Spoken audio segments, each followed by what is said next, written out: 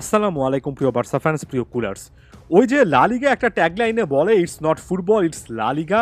এটা ফুটবল নয়, এটা লা লিগা, এমন টাইপের একটা জিনিস আমরা দেখলাম। আসলে এটা ফুটবল নয়। লা লিগাতে বর্তমান যে অবস্থা, মানের যে অবনমন ঘটেছে, ওই ট্যাগলাইনটাকে এখন হাস্যকরভাবে বলা যায় ইটস নট ফুটবল, ইটস লা লিগা।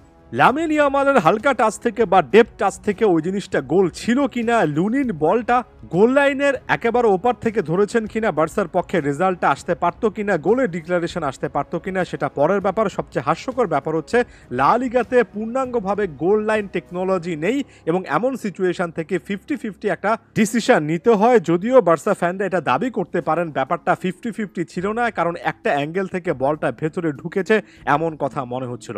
আমি একেবারে পুরোপুরি শতভাগ দাবি দিয়ে এই জিনিসটা গোল বলবো না, তবে আমার কাছে মনে হয় আপনি যদি ওই অ্যাঙ্গেলটা বারবার করে দেখেন আপনার মনের মধ্যেও ডাউট থাকবে এবং ফেয়ারলি বলতে গেলেও বার্সা ফ্যানরা যে অভিযোগ করবেন এটা একেবারে পিওর গোল ছিল। এখানে এটার বিরুদ্ধে যুক্তি সাজালেও সে যুক্তির পরেও কিন্তু থাকবে এবং এই কিন্তুগুলো শেষ পর্যন্ত রিয়ালের ফেভারে গিয়েছে। লুকাস ভাস্কেজ যেভাবে ফাউলের শিকার হয়েছেন, সেখানে পাউ কুবার্সি কতটা ভূমিকা রেখেছেন নাকি লুকাস ভাস্কেজ একটু এটাকে এক্সাজারেট করেছেন, সেটা নিয়েও কিন্তু আলোচনা করা যায়। আমি ধরে নিলাম 50-50 এমন সিচুয়েশনে হালকা টাচ লাগলে ফরওয়ার্ডের পক্ষেই যায়। এই সিদ্ধান্তটা রেফারির হয়তোবা একেবারে ভুল নয়। তবে লুকা মদ্রিচ কিভাবে রাফিনাকে ফাউল করার পরেও কার্ড দেখেন না, একেবারেই বুঝতে পারি না। পরবর্তীতে একটা কার্ড দেখেছেন, তবে লুকা মদ্রিচের আরো আগে একটা কার্ড দেখা উচিত ছিল। এই কিন্তুগুলোর সঙ্গে যদি আপনি বার্সার ভুলগুলো অ্যাড করেন, এর আগের ম্যাচে মারাত্মক একটা ভুল করেছিলেন চ্যাম্পিয়ন্স লিগে প্যারিস সেন্ট জার্মের বিপক্ষে, পেনাল্টি কনসিড করে জোয়াও ক্যানসেলো অহেতুক একটা ফাউল। বার্সার এই ম্যাচে জোয়াও ক্যানসেলোর ডিজাস্টার পারফরমেন্সটা একটু দেখুন এবং একটাবার মনে করার চেষ্টা করুন কেন পেপ গার্দিওলা এই প্লেয়ারটাকে তার দলের সঙ্গে এখনো রাখেননি। সম্পর্কটা ভালো থাকেনি, কারণ এই প্লেয়ারটা ভুল থেকে শেখেন না, আগের দিনের ভুল থেকে তিনি এখনো শেখেননি।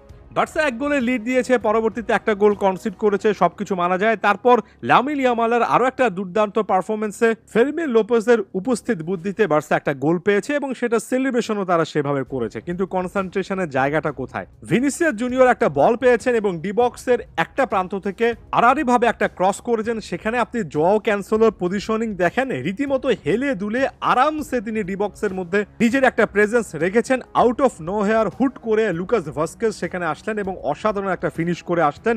2 নাম্বার জার্সি পরিহিত জোয়াও ক্যানসেলো কোনো কিছুই করতে পারেননি। তার একেবারে প্রপার একটাই দায়িত্ব ছিল ডিবক্সের মধ্যে লুকাস ভাস্কেজ কিংবা কোনো একটা প্লেয়ার যদি ডিবক্সে রান মেক করেন তাকে মার্ক করা।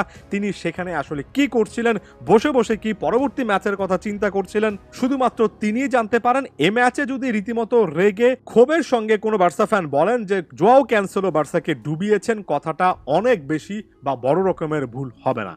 পরবর্তী গোলটার ক্ষেত্রেও আপনি ডিবক্সের মধ্যে জুড বেলিংহাম দেখেন, জুড বেলিংহামকে মার্ক করার জন্য কোনো প্লেয়ারই এগিয়ে আসেননি। ডিবক্সের মধ্যে টানা দুটো গোলের ক্ষেত্রে প্লেয়াররা এতটা আরামসে স্পেস পেয়েছেন শুধুমাত্র বার্সা ডিফেন্সের ক্ষেত্রেই পসিবল। আর এভাবেই দুইবার এগিয়ে যাওয়ার পরে আরও একটা বার্সা কলাপস এবং দিন শেষে বলতে হয় রেফারির এই সিদ্ধান্তগুলো বার্সার বিপক্ষে গিয়েছে, বার্সার বিপক্ষে যাচ্ছে। এটা হয়তো বা একটা কথা হতে পারে, তবে আপনি যখন এরকম ডিফেন্ডিং করেন, আপনি যখন এরকম একই ভুল বারবার করেন, তবে একই সঙ্গে এই জিনিসটা বলা যায় যে এটা একটা কারণ, তবে সবচেয়ে বড় কারণ নয়। সবচেয়ে বড় কারণ বার্সা প্লেয়ারদের নিজেদের ব্যর্থতা।